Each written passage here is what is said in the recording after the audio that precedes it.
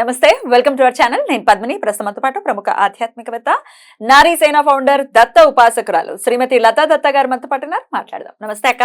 నమస్తే రా. జై గురుదత్త. శ్రీ గురుదత్త అక్క. రకరకాల పాపాల రీత్యానే మనం కష్టాలు అనుభవిస్తాము అనేది అందరికీ తెలిసిన విషయమే కదా. పాపాల వల్ల కష్టాలు, పుణ్యాల వల్ల సుఖాలు. డెఫినెట్ గా దాన్ని బ్యాలెన్స్ చేసుకున్నాడు మోక్షమే. కానీ బ్యాలెన్స్ చేసుకోవటం అయిపోయి అది మామూలు విషయం కాదు కదా. అవును. అంటే పూర్తిగా పాపం ఉండకూడదు, పూర్తిగా పుణ్యం ఉండకూడదు, క్షయం అయిపోవాలి రెండు. అది ఏమో సరే, అది నెక్స్ట్ లెవెల్ ఇది. కాబట్టి అసలు ఈ పాపాలు ప్రక్షాళన అవ్వాలి అని అంటే డెఫినెట్ గా దత్తుడికి మించినటువంటి దైవం మరొకటి ఖచ్చితంగా లేదు. స్వామిని ఎలా కోరుకోవాలి, తెలిసి కానీ తెలియక కానీ చేసినటువంటి పాపాలు పశ్చాత్తాపంతో కూడిన రెమెడీ ఏదైనా ఉందా?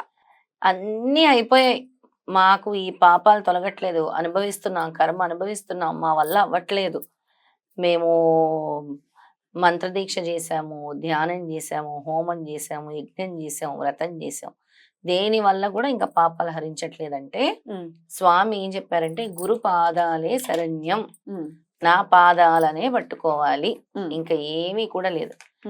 సేవ అంటారు, గురు సేవ అంటారు పద్మిని. అంటే గుడుల్లో వెళ్ళి ఊడవటము, తొడవటము. అవును, చాలా పవర్ఫుల్ కదా అది. క్షేత్రాల్లో వెళ్ళి ఉండి అక్కడ సేవ చేయటము, అక్కడ ఉండే ఆశ్రమాల్లో సేవ చేయటం, పీఠాల్లో సేవ చేయటం, ఎలా అంటే అన్నదానాల దగ్గర ఊడవటము, తొడవటము, వడ్డించటము, దేవుడి దగ్గర శుభ్రం చేయటము, మన ఇల్లు ఎలా ఊడ్చుకుంటాం అలా ఊడటం. చాలా మంది ఏంటంటే దీని దగ్గరకు వచ్చేసరికి దూరంగా ఉంటారు. కానీ మాకు ఇమీడియట్ గా అయిపోవాలి, చేసాం ఎందుకు అవ్వట్లేదు అని అంటారు. దేవుడి మందిరాలు శుభ్రపరచడం దేవుడెరుగు. అసలు ముందు అశుభ్రపరచకుండా ఉంటే అది మేలు. 10,000 అదే కదా. తీసేసి కవర్లు అక్కడే పడేసి, పువ్వులు అక్కడే పడేసి, ప్రసాదాలు పడేసి అన్ని. అసలు గుళ్ళలో అయితే ఎంత చెత్త అంటే, క్షేత్రాల్లో కూడా చెత్త చెత్త చేస్తున్నారంటే దాని వల్ల కూడా కర్మ తొలగదు. సమస్త పాపాలు హరించాలంటే శ్రీపాద శ్రీవల్లభుణ్ణి ఆరాధించాలి. ఆయన వల్లే ఈ సమస్త పాపాలు కూడా తొలుగుతాయి. ఎందుకంటే ఆయన అవతారము సామాన్యమైనది కాదు. శ్రీపాద శ్రీవల్లభుడు అంటే సాక్షాత్తు భగవంతుడు విష్ణుమూర్తి దత్త పరంపరతో జన్మించినటువంటి అంశ. కాబట్టి శ్రీపాద శ్రీవల్లభుడిని ఆరాధించడమే శరణ్యం. ఇంకో మార్గం లేదు. అందులో శ్రీపాద శ్రీవల్లభ చరిత్రలో 20వ అధ్యాయము పారాయణం చేసిన వాళ్ళకి సమస్త పాపాలు కూడా హరించును అని స్వామి ఇచ్చారు ఫలితాన్ని. అందులో స్వామి కొన్ని చెప్పారు పద్మిని, అన్ని కాదు, కొన్ని ఇంపార్టెంట్ పాయింట్స్ స్వామి పలికినవి నేను చెప్తాను, వేరేవన్నీ కాదు. ఇందాక నువ్వు అన్నట్టు ప్రతి మానవ శరీరం నందును పాప పురుషుడు పుణ్యపురుషుడు ఉంటారు. అది ఎందుకో నీ నోట్ల నుంచి ముందే వచ్చింది. పాప పురుషుడు పుణ్యపురుషుడు ఉంటారు. పాప పుణ్యములు రెండింటి నుంచి విడుదల లభించినచో ముక్తి, అప్పటి వరకు ముక్తి రాదు. పాప పురుషుడు పుణ్యపురుషుడు, పుణ్యం అందరికి ఉంటుంది. ఆ పాపాలని మైనస్ చేసుకుంటూ రావాలి, మనం పుణ్యంలోకి ఎంటర్ అవ్వాలి, అప్పుడే ముక్తి లభిస్తుంది అనమాట.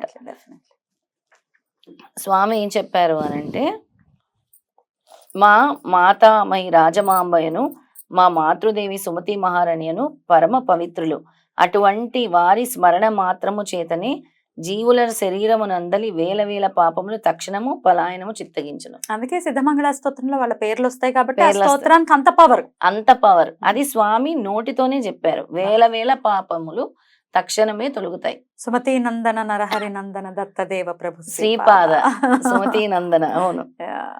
అయితే ఏం చెప్తున్నారనంటే స్వామి ఇక్కడ ఏం చెప్తున్నారనంటే, లక్ష్మీ వాసవి అంటే నా నిమిత్తమై తయారు చేసిన నైవేద్యము భోజనము ఆయనే ఎక్కడున్నా గాని వెళ్ళి ఆరగిస్తారంట. అలా ఆరగించి లక్ష్మీ వాసవి నా చేతికి రక్షాబంధనం కట్టినది, రక్షాబంధనం కట్టిన మాట యథార్థమేనని ఈ ప్రసాదంను స్వీకరించి నన్ను సుమంగళిగా ఆశీర్వదించవలసిందని పట్టుబట్టి నిరసన దీక్ష చేపట్టింది. నాకు వేరే గతి లేదు. చిరంజీవి లక్ష్మీ వాసవిని లక్ష్మీ సౌభాగ్యవతిగా ఆశీర్వదించి పుష్పములను గాజులను కుంకుమను ప్రసాదించి తిని. స్వామి తలుచుకుంటే వాళ్ళ తలరాతను కూడా మారుస్తారనేది ఈ సంఘటన చెప్తుంది. అంటే ఇందులో చెప్తున్నారు అలాగా, నా భక్తుల ఇంట నాకు నివేదన చేయబడిన ప్రసాదమును నేనే స్వయంగా సూక్ష్మ కిరణముల ద్వారా స్వీకరించబడును అని స్వామి చెప్తున్నారు. ఆయన వాక్యాలు ఇవన్నీ కూడా. నేను దత్తుడను, నీవు ఏ దేవీ దేవతలను ఆరాధన చేసినా ఆ స్వరూపములన్నీ నేనే. నీవు ఆరాధించు దైవం యొక్క నామ రూపములను మార్చినంత మాత్రమున నేను మారేడివాడిని కాను. నేను నిన్ను వదులను వాడను కాదు, అంతకంటే కాను. నీవు నా నీడవు, నా నీడ నన్ను విడిచి ఎట్లుండగలదు? ఇది ఎందుకు చెప్తున్నానంటే, ఒక్కసారి దత్త కుటుంబంలోకి వచ్చిన తర్వాత, దత్తుడిని పట్టుకున్న తర్వాత స్వామి మనల్ని వదలరు. ఈ 3 లైన్లు వింటే, సమస్త దేవీ దేవతల సంకల్పములను, సమస్త మానవ కోటి సంకల్పములను నడిపించు మహాసంకల్పములను నేనే. భగవద్ అవతారములన్నీ ఏ బ్రహ్మస్వరూపం నుండి వెలువడినో ఆ బ్రహ్మము నేనే. పులినోట చిక్కిన జంతువు తప్పించుకొనగలగనేమో గాని నా చేత చిక్కిన నీవు తప్పించుకొనలేవు అని స్వామి చెప్తున్నారు. తప్పించుకోకుండా ఉండాలనేవే నీ ఇదిలోనే ఉండాలి, మేము నీ ఆధీనంలో ఉండాలి. దత్త భక్తులు సింహ కిషోరముల వలె ఉండవలెను, కానీ పిరికి పందెల వలె ఉండకూడదు చెప్తున్నారు. సింహంలా ఉండాలి దత్త భక్తులు, పిరికి పందల్లా ఉండకూడదు. అది ఆయనకు నచ్చదు, అస్సలు నచ్చదు. స్వామి ఏమైపోతుందో అని భయపడుతూ కూర్చోవాల్సిన నువ్వు ఉన్నావు కదా స్వామి, నాకెందుకు? సింహం లాగా నువ్వు ఉన్నావు, మేమందరం సింహం పిల్లల్లా ఉంటాం. అంతే, అంటే ధైర్యం, అంటే ధైర్య లక్ష్మి ఉండాలి ఎప్పుడు, ధైర్య లక్ష్మి ఉండాలని చెప్తున్నారు. సూపర్. అసలు అవి తమ తల్లిని తమ ఆటపాటలతో మురిపించును, అలాగే నా దత్త భక్తులందరినీ కూడా నేను విడిచిపెట్టను అని చెప్తున్నారు. రుణానుబంధం లేనిదే సునకం కూడా నీ దగ్గరకు రాజాలదు. కావున ఎవరైనా నీ సహాయార్థం వచ్చినచో వీలు కలిగిన సహాయం చెయ్యి, లేకపోతే శాంతి వచనముతో అసమర్థతను తెలుపుము. అంతేకాని నిర్దాక్షిణముగా చూపరాదు. ఆ విధముగా నిర్దాక్షిణము చూపితే సర్వ భూతాంతర్వితమైన నేను కూడా నీ ఎడ్ల నిర్దాక్షిణముగా ఉంటాను.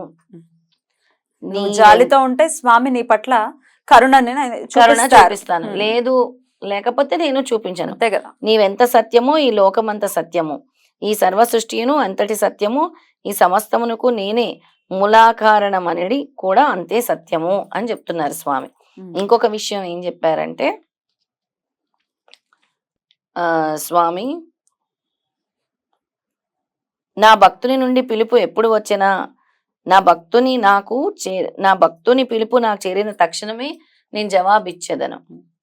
నా భక్తుని నుండి పిలుపు ఎప్పుడు వచ్చేదనా అని నేను నిరీక్షించుచుండును. నా భక్తుడు నా వైపు ఒక అడుగు వేసినా నేను నా భక్తుడి వైపు 100 అడుగులు వేసేదను. మరి మేము వేస్తున్నాము, నాకు రావట్లేదు అనుగ్రహం అనేవాళ్లే కదా ఎక్కువ మంది. అంటే త్రికరణ శుద్ధిగా స్వామిని నమ్మట్లేదు అని అనుకోవాలా? ట్రాన్స్ఫర్మేషన్ లేదని అనుకోవాలి. వాళ్ళ అహంకారమైన ఉండొచ్చు, లోభి గుణమైన ఉండొచ్చు, లోపల ఒక డౌట్ ఉండొచ్చు. డౌట్ ఉంటే రారు స్వామి, సరెండర్ అవుతేనే వస్తారు. అందుకే చెప్తాను, నా భక్తుడు నా వైపు ఒక అడుగు వేస్తే 100 అడుగులు వేస్తాను. నా భక్తులను కంటికి రెప్పవలే కాపాడి అన్ని విపత్తుల నుండి బాధల నుండి కాపాడుట నా సహజ నైజము అని స్వామి చెప్తున్నారు. అది నా సహజ నైజం అని చెప్తున్నారు. ఇంకేం చెప్పారంటే స్వామి, ఏ యుగములో వారైనా, ఏ దేశంలో వారైనా, ఏ కాలంలో వారైనా నా కటాక్షము పొందిన ఎడల వారి చైతన్యము స్వర్ణ పీఠికాపురమునందు సుప్రతిష్టమగును.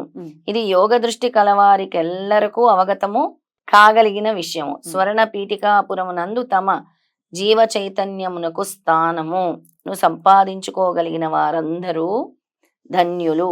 వారిని జన్మ జన్మలలోనూ నేను వెన్నంటి ఉండి కాపాడేదను అని స్వామి చెప్పారు.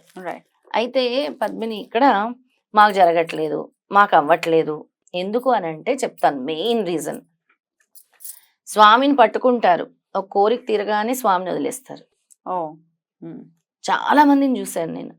ఎలాగా అని అంటే, ఒక కోరిక తీరగానే స్వామిని వదిలేయటం, మర్చిపోవటము, మళ్ళీ సమస్యల్లో చిక్కుకుంటారు.